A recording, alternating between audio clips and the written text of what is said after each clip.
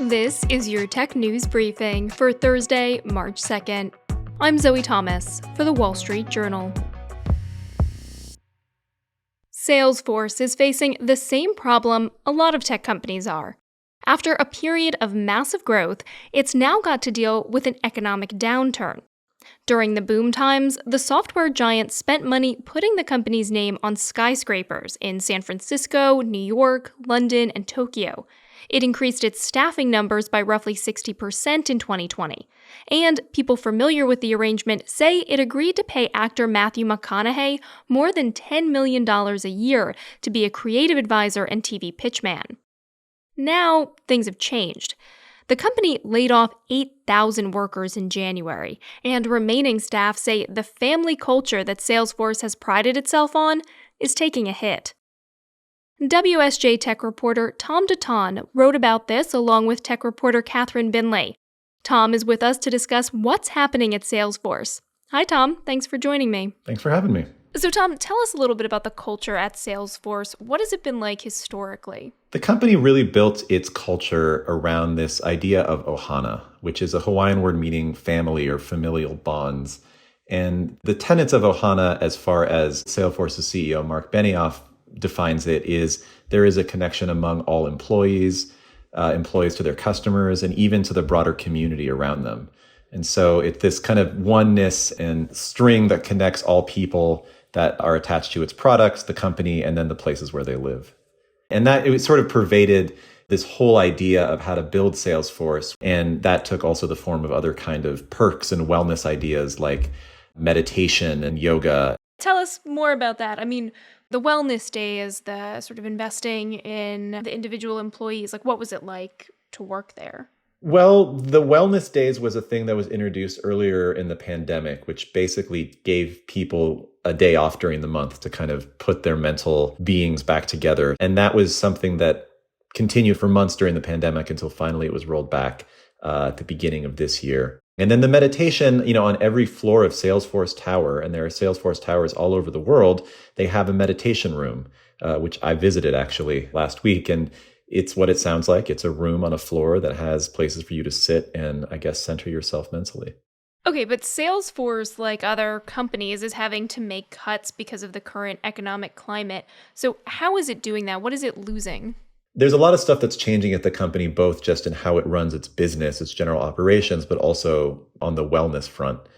Specifically to the wellness stuff, they have rolled back the well-being days. They had, during the pandemic, signed a booking arrangement with Trailblazer Ranch, it was called, which is a kind of wilderness retreat near Santa Cruz that employees could have come to and both been trained to learn how to do their jobs better, but also do things like yoga and hiking. And that arrangement is now gone, partly because there wasn't as much attendance to it, but also this is a company that's having to keep a lid on costs, and things like that are just no longer really an option. If you want to talk about the broader cuts and where the business is going right now, they laid off 8,000 people at the beginning of the year. And that was a response to slowing growth and just the challenging economic environment and this new emphasis by investors that Salesforce really do a better job keeping its lid on costs and keeping it more in line with its revenue growth, which has slowed down. Yeah, let's talk a little bit about investors. How are they kind of approaching Salesforce and its position at the moment? Well, I mean, it's been pretty aggressive. Its stock is down 47% from its peak in 2021. And so there's been a disenchantment with tech overall in the last couple of years, but specific to Salesforce, their stock is down much more than like the NASDAQ index. And, more dramatically, over the course of the last few months, activist investors have been piling into Salesforce to try and push for change. Do we know more about specifically what kinds of changes those activist investors are asking for? The most specific changes that we know about from an activist is from Starboard Value, which in a presentation last year said pretty directly that they believe Salesforce is not really meeting its potential when it comes to the amount that it's spending. So given its revenue and the amount that it's growing, they should just be far more profitable.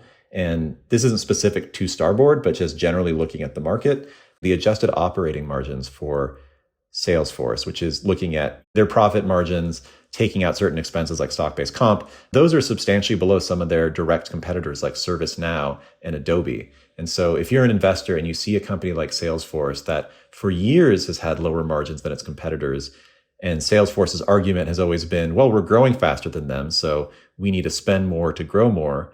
Now that they're not growing as much, that argument looks a lot weaker. How are all of these changes, the push by activist investors, the cuts that Salesforce has already made, how are they impacting the morale of the employees who are still there? I think it's a big question. I mean, you've seen the stuff that's been rolled back, and that has made a lot of them upset. I mean, we reported in this story that there is this Slack channel called Airing of Grievances, which has 22,000 members. And people are sounding off there talking about their frustration at seeing things rolled back. And there's just general overall fear that the more that activists push for change and push for a rolling back of expenditures, the kind of things that made Salesforce unique are going to go away as well. How has Salesforce and Mark Benioff responded to the shift in morale? He still believes strongly in Ohana as the connecting force inside the company and to its customers. When I talked to him, he didn't say, Ohana is, we're done with that stuff. Now it's all about efficiency. He really thinks it can evolve